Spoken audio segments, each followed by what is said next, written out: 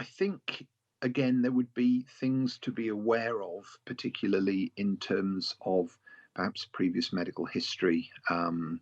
So I think erratic periods is always very high up on that list, and that may be associated with other things. For example, high BMI, issues with the skin and hirsutism and things like that. So issues that might point towards polycystic ovarian syndrome, which is incredibly common.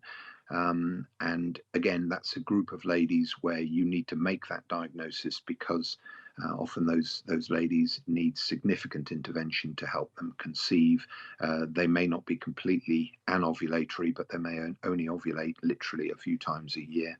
So those kind of features again in primary care, be aware of those. That's the kind of thing the GP should be picking up just during the conversation with that lady, and flagging those things.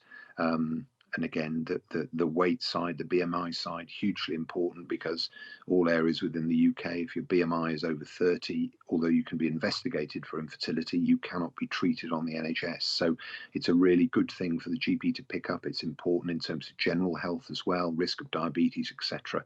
But flag up to that lady and the couple perhaps that it may be a significant factor, and again use that as a trigger to start doing the basic investigations in terms of underlying reasons.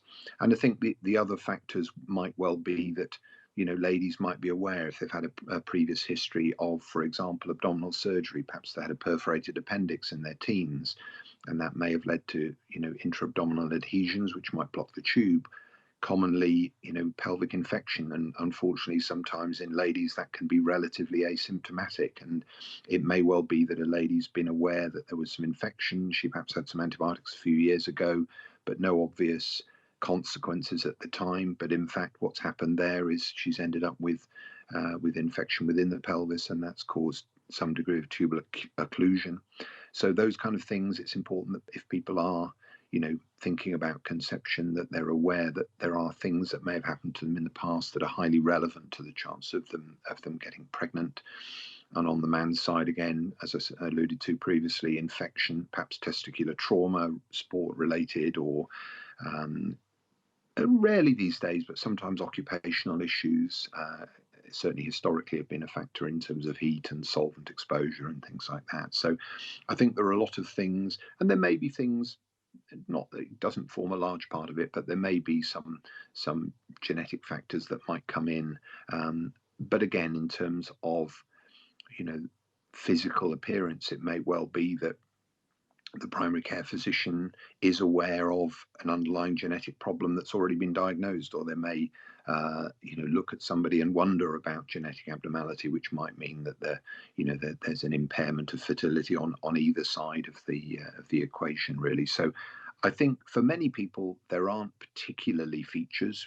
Majority of people we see, probably there aren't any of these particular areas, but I think where there are deviations from the overall norm in terms of all these different parameters, then I think be aware they may give a clue as to the underlying reason, really.